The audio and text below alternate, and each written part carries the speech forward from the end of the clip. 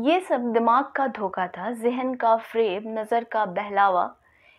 کسی چیز کے کوئی معنی نہیں تھے، صرف ذاتی مسرت اصل چیز تھی۔ جہاں ملے، جس قیمت پر ملے، ذاتی مسرت حاصل کرو۔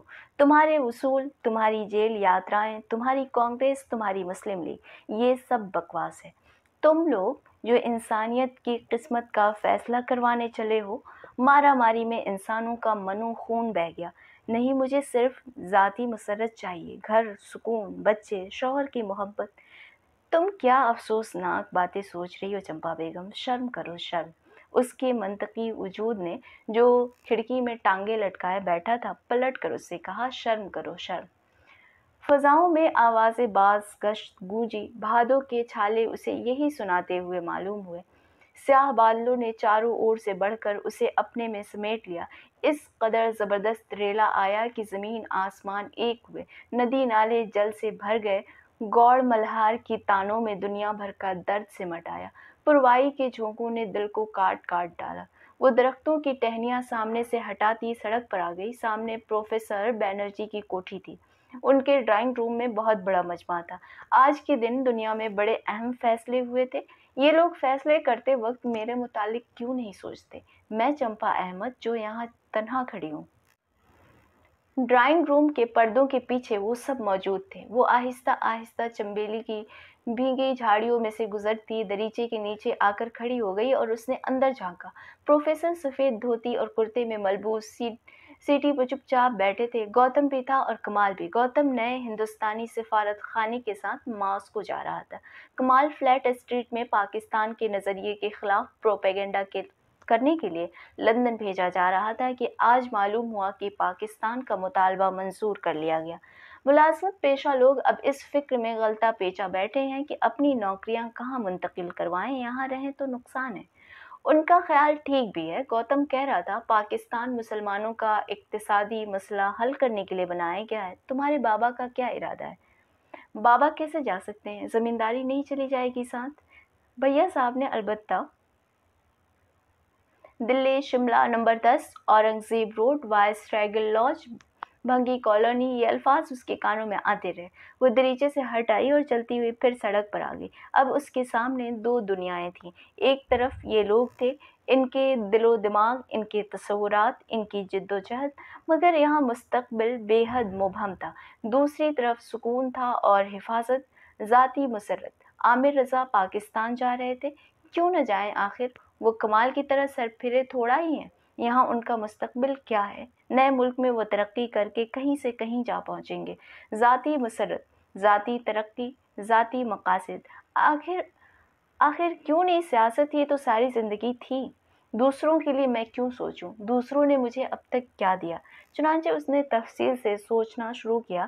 میں عامر رضا سے شادی کر کے پاکستان چلی جاؤں گی۔ کتنی آسان بات ہے۔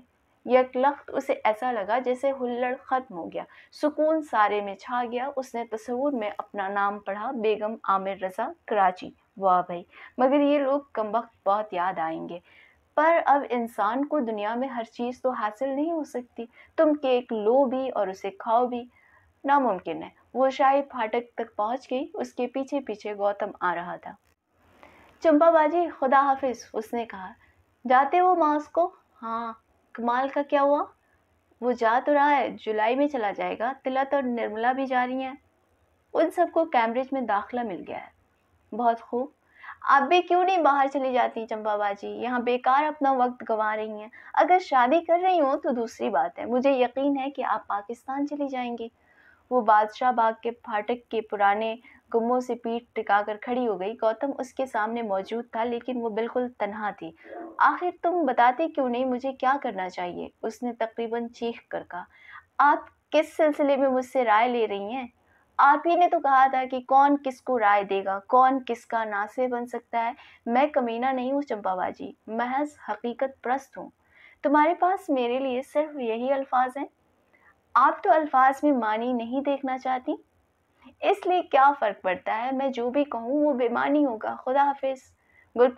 گلفشا جائیے تو اپی کو بتا دیجیے گا میں صبح دلی روانہ ہو رہا ہوں۔ وہ آگے چلا گیا۔ تلت اور نرملا باتیں کرتے قریب سے گزری۔ दिल नहीं मानता मुल्क को इस हालत में छोड़कर हम इंग्लिस्तान भाग जाएं। हालांकि तालीम भी बड़ी सख्त ज़रूरी है। गो ये बहुत सख्त बुर्जुआ मौका परस्ती हुई ना, तिलत कह रही थी। बिल्कुल, हालांकि कैम्ब्रिज में इतने मुश्किल से दाखिला मिलता है, अगर न गए तो समझो कई साल बर्बाद गए। निर्मला ने जवाब दिया। हाँ, ये भी ठीक कहती हो। वो दोनों भी उसे हेलो कहती हुई आगे बढ़ गई। अब कमाल करीब से गुजरा। चंपा बाजी, मुबारक हो, तुम्हारा पाकिस्तान बन गया। उसके लहजे में जिस कदर तलखी, नफरत और शिकस्ता दिली छुपी थी, उसका एहसास करके चंपा लरज उठी। उसका ख्याल था कि अब कमाल एक और तकरीर करेगा, उसे बुरा भला कहेगा, मगर ये क्या हुआ कि कमाल अब बिल्कुल खामोश है। गोया अब मजीद कुछ कहने, सुनने, खफा होने, बहस करने का वक्त गुजर चुका था। बातों का दौर ख़त्म हुआ। अब एक हकीकी दुनिया सामने थी, फैसले और अमल की मुंतज़िर। कमाल एक लहज़े के लिए खामोश खड़ा फाटक को देखता रहा, जिसके एक अंधेरे ताकचे में चौकीदार की लालटेन जल रही थी। उसके बाद वो भी चुपचाप आगे चला गया। वो अकेली वहाँ फूलों की नींद तारीकी में खड़ी रही। ये सब उसका साथ छोड़कर अपने अपने रास्ते पर चले गए। वो फाटक से निकलकर सड़क पर आ गई। सारे में सन्नाटा छाया था। मकानों और दरख्तों के परे गुलफिशा में रोशनियां जल रही थी। गुलफिशा जो उसके लिए अजनबी थी, मगर उसमें वो मौजूद था। वो जो इसका हाथ थामेगा, वो उसके रास्ते पर चलेगी। आखिर जिंदगी में रोमान और मोहब्बत और गुलाब के शगुफे का वजूद है कि नहीं? इंसान कहाँ तक महज सायों का ताक़ुब करे? वो उससे कहेगी, लो भाई मैं यहाँ हूँ, हंगामे ख़त्म हुए, अब सुकून और आराम का वक्त है। इन लोगों को जिद्दोजहद और मसाइब की वादी में दीवानों की तरह अपने बाल नोचने और खाक छानने दो। एक वक्त आएगा जब ये भी थक जाएंगे और मुंह लटकाकर अपनी जाए पनाह तलाश करेंगे। लो मैं आन पहुंची। खालिस रोमान का मतलब मैं पूरी तरह नहीं समझ पाई, जिसके तुम सिंबल हो। यहाँ हर चीज़ का सिंबल मौजूद है। इन लोगों ने सिंबल्स में सारी ज़िंदगी को तकसीम कर दिया था, मगर अब मैं तुम्हारी ओर आती हूँ। फाटक पर उसे राम अवतार मिला। भैया साहब हैं? उसने दफतन महसूस किया कि उसकी आवाज़ कांप रही है। वो चोरों की मानिंद खौफज़दा है। वो गुलफिशा में सेंध लगाने आई है। भैया साहब तो अभी अभी चले गए। कहाँ? अब अंधेरे में से निकलकर गंगादीन भी सामने आ गया। कहाँ चले गए भैया साहब? चंपा ने दोहराया। वहीं, राम अवतार ने तल्खी से जवाब दिया। मुसलमानों के पाकिस्तान। अब आप भी चली जाइएगा। सब जने चले जाएंगे, हम यहाँ अकेले रह जाइयन। गंगादीन राम अवतार के करीब आ गया। वो पढ़ा लिखा आदमी था और रोज़ हिंदी अखबारात का मुताला करता था। भैया साहब बड़े बेवफा निकले। चंपा बिटिया को छोड़कर चले गए चुप्पे से। उन्होंने हमें भी छोड़ दिया। भैया साहब ने गंगादीन से दगा की। बड़ी बेवफा बेमरवत कौम है। उसे सुबह का हिंदी अखबार का एडिटोरियल याद आया, जिसमें मुसलमानों को गद्दार बताया गया था। भैया साहब मुंबई गए हैं। हुआ जहाजन का बंटवारा होता है। अपने मुसलमानी जहाज लेके कराची चले जाइयन। कदीर बतावत रहे। राम अवतार ने इतला दी। उसने तोतों को उड़ाने के लिए फलों के दरख्तों पर एक पत्थर फेंका। गंगादीन और राम अवतार को अपनी अपनी सोच में डूबा छोड़कर वो वापस लौटी। भैया साहब चले गए, क्योंकि घोड़ों और तेज रफ्तार मोटरों और लड़कियों के अलावा अब उनकी ज़िंदगी में एक नई दिलचस्पी पैदा हो चुकी थी। नया मुल्क, नया ओहदा, तरक्की, नए मसाइल। मर्दों की दुनियाएं बिल्कुल अलहदा होती हैं। इस आदमी के लिए मैंने इतना वक्त बर्बाद किया। अरे मैं कितनी मूर्ख थी। फिर उसे एहसास हुआ सारी बात ये थी कि भैया साहब बेहद खूबसूरत थे और उसने भैया साहब के साथ बहुत अच्छा वक्त गुजारा था। यादों के ख़जाने में ऐसे वक्त की ज़रूरत भी होती है, लेकिन मुझे उनसे मोहब्बत नहीं थी, हरगिज़ नहीं। सामने उनकी साबिक़ा कायनात फैली हुई थी। गुलफिशा का लॉन, जिसके सिरे पर यूकलिप्टस के दरख्त खड़े थे, उनके मुसाहिबीन, कमाल, गंगादीन, उनका ख़ानदान, उनकी कज़िन तहमीना जो अंदर बैठी होगी, वो भी उन पर जान देती थी। भैया साहब खूबसूरत थे और मगरूर। उनको गुरूर जाने काहे का था? चंपा को सोचकर हंसी आ गई। उसका जी चाहा खूब जोरों का कहकहा लगाए। इंसानों को आखिर गुरूर होता किस बात पर है? अपनी शख्सियत पर। शख्सियत? गौतम नीलंबर अपने जहन पर नाज़ा है। कमाल को अपनी उसूल परस्ती का इल्ज़ाम है। तहमीना अपने इनकिसार और मिजाज की नरमी पर फ़ख्र करती है। लोग इस कदर खुद परस्त क्यों हैं? चंपा ने चलते चलते आसमान की तरफ देखा। बारिश आ रही है। हवाओं में आज़ादी थी। पत्तियों की सरसराहट में अजीब किस्म की तमानियत पिन्हा थी। महज मैं ही महसूस कर रही हूँ या और लोग भी इस आज़ादी का एहसास कर सकते हैं?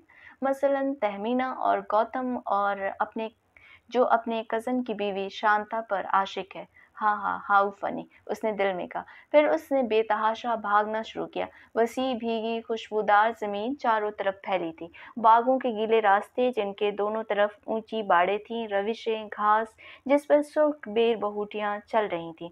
आम के दरख्तों पर ऊदे गहरे बादल झुके थे। ज़मीन में से नमी और खुशबू की लपटें उठ रही थीं। वो पिछवाड़े वाली सड़क पर आ गए जिधर से एक कच्चा रास्ता सिंघाड़े वाली कोठी और नदी की समझ जाता था। सामने सरकंडे की टट्टी लगी थी, चारों ओर फूलों की बेलें झुकी हुई थीं। हरे तोते शोर मचा रहे थे। हर चीज़ वही थी। सामने लौकी की बेल में से उसे कमरुन का आंचल नजर आया। क्या बात है बिटिया? कमरुन ने दफतन सामने आकर पूछा। कुछ नहीं दरेबर की बीबी, उसने कहा। कमरुन चुप खड़ी उसे देखती रही। हम यहाँ बैठ जाएं दरेबर की बीबी? जी हाँ, आइए ज़रूर बैठिए। बारिश आ रही है बिटिया, ओसारे में आ जाइए। वो शागिर्द पेशे के बरामदे में आ गई। बरामदे का फर्श खुनक था। मुडेर पर बर्तन रखे जगर जगर कर रहे थे। दीवार पर कदीर की गोल काली टोपी खूंटी पर टंगी थी। चादर पर पापड़ फैले थे। पापड़ सुखाए खातिर तन को घामो नहीं मिलता है। कमरुन ने बात शुरू की। उसे मालूम था कोई बात ज़रूर है। अंदर कोठी में भी सन्नाटा था। बिटिया, आप लोग मनई की तबीयत नहीं जानत हैं। हम नीच तो ई जानत हैं कि मनई जब भी खुश रहत हैं जब बराबर ऊके टहल किए जाओ, ओके लिए अपनी जिंदगी तिज डालो। वैसे ई लोग कब्बो खुश नहीं होते हैं। हम तहमीना बिटिया को कैसे समझाएं कि लड़कियन का अपनी औकात पहचाने का चाहिए। वो भैया साहब से बिगड़ गई रहन। वो उनसे एक ठो बात किए बगैर ही पाकिस्तान चले गए। अब बिटिया साहब रोवत हैं। चंपा खामोश रही। लड़की की का औकात है, कमरुन उदासी से कहती रही। मेहरारू बन जाए तब भी मनई की नौकर, महतारी बन जाए तब भी, और जब बुढ़ौती के जमाने में बहू ब्याह कर लाए उसकी धोस अलग से है। क्या आप विलायत जा रही हैं? हाँ शायद। अच्छा है बिटिया, मन अगर उनको चाहत है, जी का चैन उनको छोड़कर भी न मिले है। भैया साहब न सही कोई और सही, सब मनई एक से थोड़ा ही होते हैं दरेबर की बीबी। चंपा ने जरा घबरा कर कहा। पुरवाई का एक झोंका आया। बारिश के कतरे टप टप छप्पर पर बरस गए। सब मनई एक से होते हैं बिटिया, कमरुन ने कहा। पान बनाई। नहीं कमरुन, रहने दियो, अब हमऊ चलबा। चंपा पीढ़ी पर से उठ खड़ी हुई और छतरी संभालकर पगडंडी पर से गुजरती दरख्तों में गायब हो गई। कमरुन छप्पर में से बाहर आके उदासी से उसे देखती रही। ये बिटियावन बात काहे नहीं समझ पावत हैं? उसने छुटकी रमदैया से कहा। बिटियावन में हिम्मत नहीं, डरत हैं। समझत हैं थोड़ा सा अंग्रेजी पढ़ लियन तो दुनिया जान गई। बिटियावन में हिम्मत नहीं, छुटकी ने सर हिलाकर कहा। तिलक तंबूरा उठाकर बरामदे में आन बैठी। उसने अब के सावन घर आजा अलापना चाहा, मगर आवाज़ उसके हलक में अटक गई।